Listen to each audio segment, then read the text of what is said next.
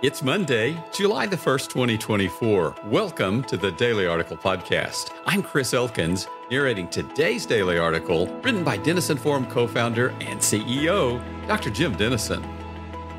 As the United States celebrates our independence this week, I would like to focus on some paradoxical reasons that I am grateful to be an American. Let's begin with the chaos of our governance. A poll released yesterday indicated that 72% of registered voters do not believe Joe Biden has the mental and cognitive health to serve as president. 49% say the same of Donald Trump. After Thursday night's presidential debate, which viewers thought Mr. Trump won decisively, the New York Times editorial board called on Mr. Biden to leave the race, as did their noted columnist Thomas Friedman. The Atlanta Journal-Constitution editorial board made the same plea, as did The Atlantic and The Wall Street Journal. However, Mr. Biden's family used a gathering yesterday to urge him to stay in the race, some criticizing how his staff prepared him for the debate. And the Philadelphia Inquirer called on Mr. Trump to withdraw, describing him as, quote, a danger to democracy and unfit for office. Whatever you thought on the debate and its consequences for our nation, take heart. At least we're not in Iran. Their presidential election, which will now move to a runoff, was extended by 2 hours due to low voter turnout because Iranians know the results don't matter. Supreme Leader Ali Khamenei runs the government. He can embroil his nation in an escalating war with Israel and cripple the economy, and there's nothing the people can do to stop him.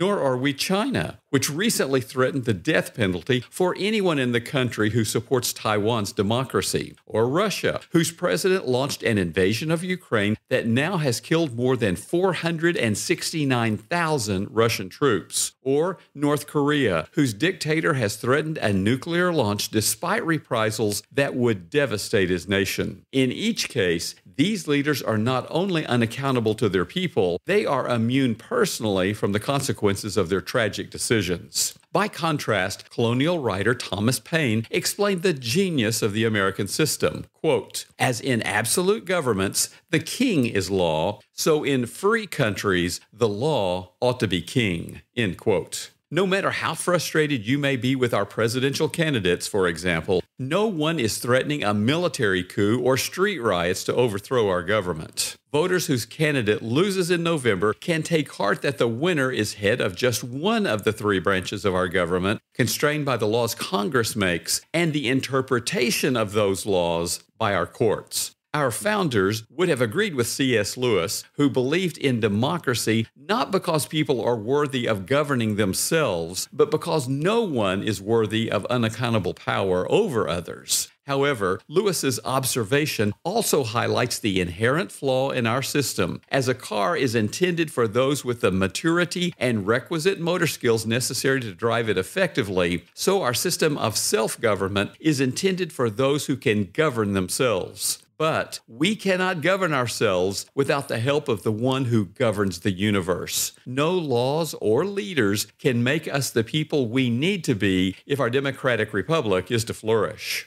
Charles Carroll, one of the signers of the Declaration of Independence, remarked, without morals, a republic cannot subsist any length of time. They, therefore, who are decrying the Christian religion, whose morality is so sublime and pure, are undermining the solid foundation of morals, the best security for the duration of a free government. End quote. The solution is to make Christ not our president, but our personal king. Americans can vote their president out of office or move to another country. Presidents can die in office or even be assassinated, and they have little power to enforce their decisions apart from Congress and the courts. But Christ our King is subject to none of these limitations. The only constraint he faces is the free will he has given us. He chooses to knock at the door of our hearts. If we open to him, his presence will transform us, according to Revelation 3:20, into our best selves, affirmed by Romans 8, verses 28 and 29, and lead us, from John 10, verse 10, into our most abundant lives. Apart from this transforming power, we are powerless to make ourselves into the people we long to become. To quote C.S. Lewis again, the change which I most need to undergo is a change that my own direct, voluntary efforts cannot bring about. I cannot, by direct moral effort, give myself new motives. End quote. Nor can I, nor can you. But if we ask Jesus to help us trust Jesus, Mark 9 verse 24 says he will answer our prayer. And according to 2 Thessalonians 2 verse 13, if we ask his Holy Spirit to make us holy, he will do so. Our part is to believe from Ephesians 3 verse 20 that he is able to do far more abundantly than all we ask or think according to the power at work within us. And then to study his word, pray, worship, and otherwise practice his presence so as to position ourselves to be transformed by his grace. I saw a church sign recently that captured my theme today. Don't change the Bible to fit our culture, change the culture to fit our Bible. Let it begin with me and with you. As we approach the final day of Denison Forum's 15-year anniversary summer campaign on July 12th, we invite you to make a pivotal contribution, one that will help produce this podcast and other Christ-centered content that transforms lives. This is your chance to be a part of a movement that shapes our culture through a biblical lens, so don't wait.